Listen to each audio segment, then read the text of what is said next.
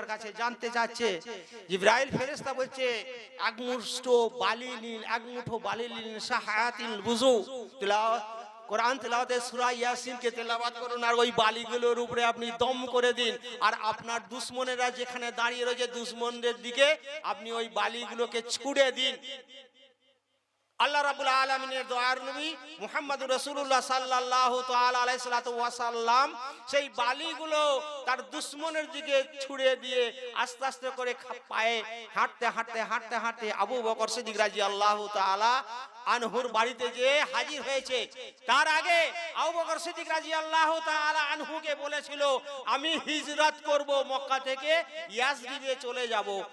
আল্লাহ রাব্বুল আলামিনের দয়ার নবী যখন বাড়ি থেকে বেরিয়েছে বলছে হে আলী তুমি আমার বিছানায় শুয়ে থাকো, যে সমস্ত আমার কাছে মালপত্র সামান আমানত স্বরূপ রেখেছিল 2 দিন লাগুক 3 দিন লাগুক তাদেরকে সব বিলি করে দিয়ে তুমি আবার ইয়াসরিবে হিজরত করবে। বলছে ইয়া রাসূলুল্লাহ ইয়া হাবিবাল্লাহ ইয়া নবী আল্লাহ আপনি কি ওই দুশমনদের ভয়ে এই মক্কা মুআজ্জামা ছেড়ে ইয়াসরিবে মদিনায় আপনি চলে যাচ্ছেন? বলছে না, যদি চলে যান তাহলে আমি কিন্তু বেরোতে দেবনি।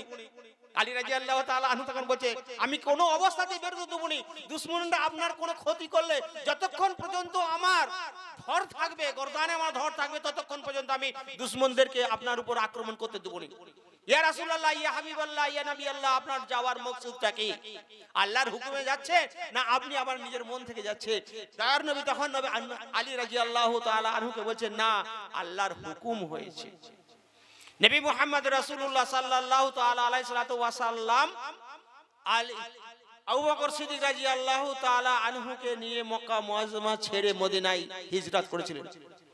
আল্লাহ রাব্বুল আলামিন অন্য সময় বলছে ওই তোমার সাহাবাদেরকে নিয়ে যখন তুমি বাইয়াত গ্রহণ করেছিলে, বাইয়াতে রিদওয়ান বলছে বাইয়াত গ্রহণ করেছিলে, যখন ওই হাত দিয়ে তুমি তোমার দুশমনদের দিকে বালিগুলো ছুঁড়েছিলে, এই মুহাম্মদ ওই হাতটা নবী মুহাম্মাদের থাকে না, রাসূল মুহাম্মাদের থাকে না, নবী মুহাম্মাদের থাকে না, হাবিবের হাত থাকে না, স্বয়ং আমি আল্লাহ আমার কুদরতি হাতে পরিণত হয়ে গেছিল। প্রত্যেকে আমরা সকলে বলি আলহামদুলিল্লাহ।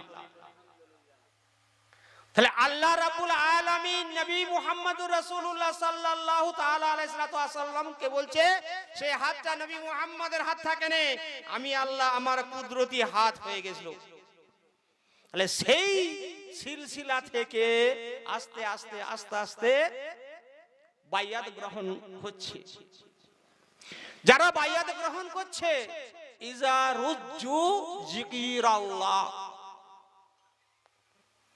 যে বায়াত নিচ্ছে তাকে প্রকৃত পক্ষে আলেম হতে হবে, কোরআন এবং হাদিসের জ্ঞানে জ্ঞানান্বিত হতে হবে। সুলুক, শায়ের, রিয়াজত, তাকওয়া এবং জিহাদ সমস্ত জ্ঞানে তাকে পারদর্শী হতে হবে। আর আল্লাহ এবং আল্লাহ রাসূলের মুহাব্বতে দুনিয়াদারি করতে হবে। দিনের মুহাব্বতে, নাম কামানোর মুহাব্বতে, পেট ভরানোর মুহাব্বতে, পকেট ভর্তি করার মুহাব্বতে কিন্তু দুনিয়া আল্লাহর রেজামন্দি হাসিল করা যাবে না, আল্লাহর রাসূলের অনুসরণ অনুকরণ করা যাবে না। আল্লাহর রাসূলের মুহাব্বত পেতে গেলে দুনিয়ার যত সমস্ত মায়া মমতা লোভ কামনা বাসনা যা কিছু রয়েছে সবগুলোকেই ত্যাগ করতে হবে। লা ইউমিনু আহাদুকুম হাত্তা ইয়াকুনা ওয়াহাব্বা মিন ওয়ালিদিহি ওয়া আওলাদিহি ওয়ান নাস আজমাইন। বলছে তোমার দৌলত, তোমার ধন সম্পদ, তোমার গাড়ি বাড়ি, তোমার ব্যাংক ব্যালেন্স, তোমার বেটা বেটি, তোমার চাকরি, তোমার জীবিকা, তোমার বলতে যা কিছু আল্লাহ তোমাকে দিয়েছে তা অপেক্ষা যদি আমি আল্লাহ রাসূল, আমি মুহাম্মদ, আমার মুহাব্বত যদি উঁচু হয় তবে তুমি আমার মুহাব্বতে ধন্য হবে। আর আমার মুহাব্বতে ধন্য হলে আল্লাহ তোমার সঙ্গে দোস্তি করবে। প্রত্যেকে আমরা সকলে বলি আলহামদুলিল্লাহ। কি করে হবে? আমরা যারা দিল্লি গেছি, এবার মূল ঘটনাতে ফিরে আসি। আমরা যারা দিল্লি গেছি, দিল্লিতে জামে মসজিদ আছে না নাই? দেখেছি তো? হ্যাঁ, জামে মসজিদে যিনি ইমাম আবুল হাসান ফিকানি,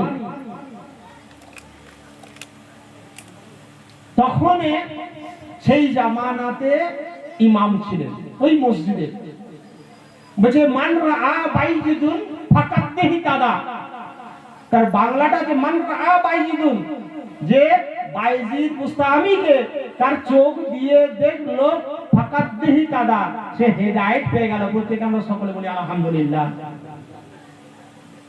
বাদশা ছিলেন তখনকার বাদশা ছিলেন শাহজাহান। আরো মুসল্লি রয়েছে, মাওলানা সাহেব রয়েছে, মুফতিও রয়েছে, আর কাজী সাহেব রয়েছে, হাফেজ সাহেব রয়েছে। বলছে এই ইমাম সাহেব, মান রাআ বাইজিদুন ফাকাদ্দিহি তাদা, এবার কি করে হতে পারে? বাইজিদ মুস্তামিকে দেখলো, যে দেখলো নজর তার চোখ দিয়ে, সে হেদায়েত পেয়ে গেল। প্রশ্নটা তো কিন্তু বাস্তবিক শরীয়তের দৃষ্টিতে নাকি জি? মান রাআ বাইজিদুন, যে তার চোখ দিয়ে বাইজিদ মুস্তামিকে দেখলো, সে হেদায়েত পেয়ে গেল। ঠিক বলবো না ভুল বলছি? বলছে ইয়া গাউস মদদ কর দো, ইয়া গাউস মদদ কর দো, ইয়া গাউস মদদ কর দো। হে গাউস পাক আমাকে তুমি সাহায্য করো, হে গাউস পাক আমাকে তুমি সাহায্য করো, হে গাউস পাক আমাকে তুমি সাহায্য করো।